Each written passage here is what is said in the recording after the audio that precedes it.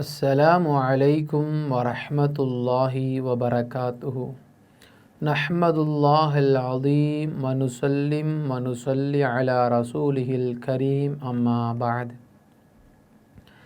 அருமையான GeM TV நேயர் பெருமக்களே, உங்கள் மீதும் உலக மக்களாகிய நம் அனைவர் மீதும் எல்லாம் வல்ல அல்லாஹுவின் பேரன்பு உண்டாகட்டுமாகுக. அருமையான நேயர் பெருமக்களை, இன்றைய இஸ்லாமிய நற்போதனைகளில் நாம் பார்க்கவிருப்பது இப்படியும் ஒரு பெண்ணா.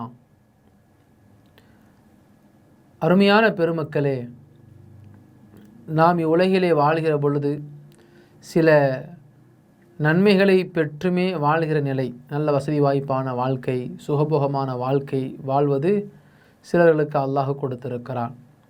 சில நபர்களை பார்க்கிற பொழுது கஷ்டத்தோடு கடன்களோடு வாழ்கிற நிலையையும் பார்க்கிறோம். சில நேரங்களிலே மரணங்களை சந்திக்கக்கூடிய வேலைகளையும் பார்க்கிறோம். ஒரு பெண்ணுக்கு கணவன்தான் உயிர். அந்த கணவனால் தான் வாழ்க்கை நகர்ந்து கொண்டிருக்கிறது. அப்பேற்பட்ட ஒரு பெண்ணுக்கு கணவன் இறந்து விட்டால் அந்த பெண் எப்படி இருக்க வேண்டும்?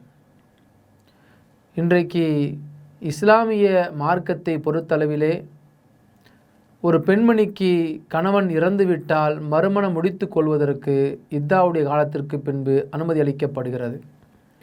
நபிகள் நாயகம் ஸல்லல்லாஹு அலைஹி வஸல்லம் அன்னவர்கள் நபியாக தேர்வு செய்யப்படுவதற்கு முன்பாக கணவன் இறந்துவிட்டால் கணவனோடு மனைவியும் எரித்து சாம்பலாக்கப்படுவாள்.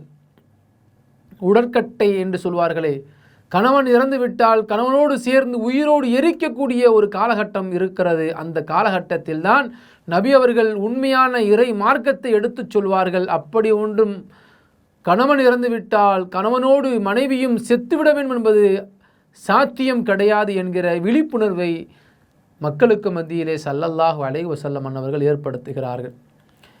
உமர் ரலியல்லாஹு அவருடைய காலத்தில் நாம் ஏற்கனவே சொன்னது போன்று இரவு நேரத்தில் உமர் ரலியல்லாஹு அவங்க என்ன செய்வாங்க, ரோந்து பணிக்கு போவாங்க. அப்படி போய் கொண்டிருக்கிற பொழுது ஒரு குடிசையில் ஒரு பெண்மணி தனியாக அமர்ந்து கொண்டு சில கவிதைகளை பாடிக்கொண்டிருக்கிறார்.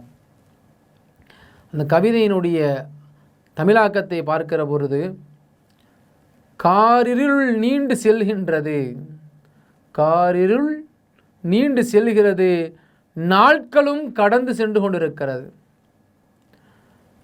கொஞ்சி விளையாட கணவன் இல்லையே, கொஞ்சி விளையாட கணவன் இல்லையே, அல்லாஹ்வின் அச்சம் மட்டும் இல்லை என்றால் இந்த கட்டிலின் கால்கள் குலுங்கி இருக்குமே, ஆயினும் அல்லாஹும் வெட்கம் மட்டுமே எனக்கு போதுமானது என்று அந்த பெண் பாடுகிறாள்.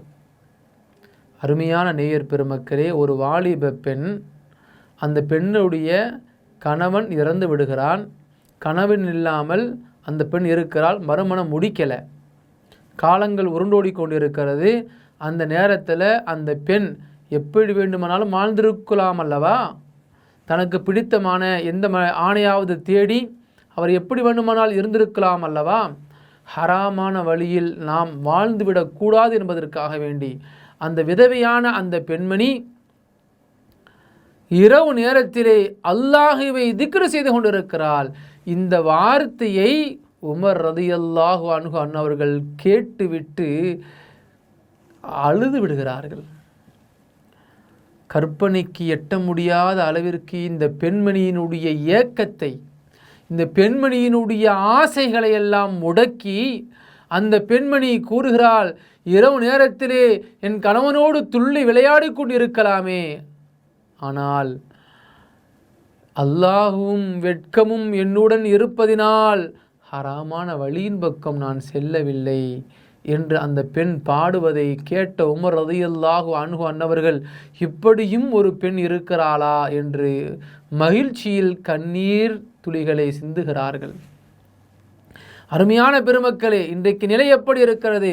கணவனை பிரிந்துவிட்ட பெண்கள் மறுமணம் செய்வதற்குண்டான வாய்ப்புகளை ஏற்படுத்தி கொள்ளலாம், தவறு கிடையாது. இஸ்லாம் அதை அங்கீகரிக்கிறது. ஆனால் இன்றைக்கு ஹராமான வாழ்க்கையை, இந்த லிவிங் டுகெதர் என்று சொல்லப்படுகிற திருமணம் முடிக்காமல் ஒரு ஆண் ஒரு பெண்ணை ஹலாலாக்கி கொள்ளாமல் இன்றைக்கு லிவிங் டுகெதர் என்கிற பெயரிலே தேவை என்றால் வாழ்ந்து கொள்ளலாம், தேவை இல்லை என்றால் பிரிந்து விடலாம் என்கிற சிந்தனையிலே இன்றைக்கு வாழ்கிற நிலையை பார்த்து கொண்டிருக்கிறோம். இஸ்லாம் அதை மறுக்கிறது, அதை ஏற்க எப்பொழுதும் அனுமதி கிடையாது. உனக்கு ஒரு மனத்திற்கு இருமணம் முடிக்க விருப்பமா, ஹலாலான முறையில் மகர் கொடுத்து உன் வீட்டாரிடத்திலே அனுமதியை கேட்டு திருமணம் முடித்து சந்தோஷமாக வாழலாமே. லிவிங் டுகெதர் என்கிற பெயரிலே தேவை என்றால் வாழலாம், தேவையில்லை என்றால் பிரிந்து விடலாம் என்கிற சிந்தனையில் வாழ்வது முட்டாள்தனமானது, ஹராமானது. இஸ்லாம் அந்த சட்டத்தை ஒருபோதும் அங்கீகரிக்காது. ஹலாலான முறையை பின்பற்றி வாழ்வதை மாத்திரமே தான் அங்கீகரிக்கிறது. உமர் ரலியல்லாஹு அன்ஹு அன்னவர்கள் அந்த பெண்மணியினுடைய வார்த்தைகளை கேட்டுவிட்டு அந்த பெண்மணிக்கு உயர்ந்த ஒரு வாய்ப்பை ஏற்படுத்தி கொடுப்பதாக நாம் சரித்திரங்களிலே பார்க்க முடிகிறது. உமர் ரலியல்லாஹு அன்ஹு அவர்களுடைய விஷயத்தில் அந்த பெண்மணிக்கு எத்தகைய ஒரு மணமகனை அமைத்து கொடுக்க வேண்டுமோ அதை அமைத்து கொடுத்து அந்த பெண்மணியினுடைய வாழ்க்கை சந்தோஷமாக இருப்பதற்கு காரணமாக இருந்தார்கள் என்று வரலாற்றிலே பார்க்க முடிகிறது. அத்தகைய நல்ல சிந்தனையாளர்களாக வாழ்வோம். அல்லாஹ் அதற்கு உதவி செய்வானாக. அஸ்ஸலாமு அலைக்கும் வரஹ்மத்துல்லாஹி வபரகாத்துஹு. இன்ஷா அல்லாஹ் மீண்டும் நாளை சந்திப்போம்.